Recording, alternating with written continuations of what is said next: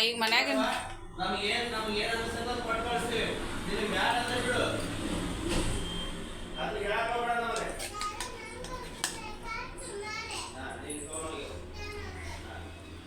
ಅವು ಒಂದು ಸ್ವಲ್ಪ ಹೊಟ್ಟೆ ತುಂಬ್ತಾವು, ಆಮೇಲೆ ಆರೋಗ್ಯ ಚಲೋ.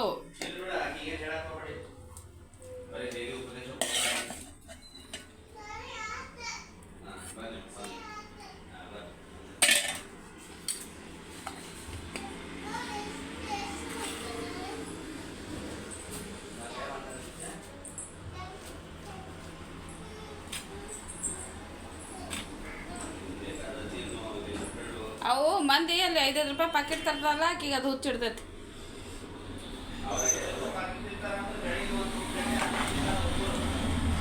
ಅದು ಗೊತ್ತಿರಲ್ಲ ಆಕಿಗೆ.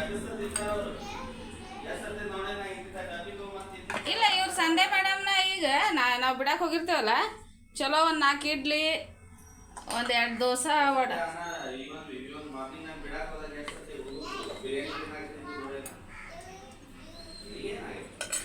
ಅಲ್ಲ ಬಿಡಿ.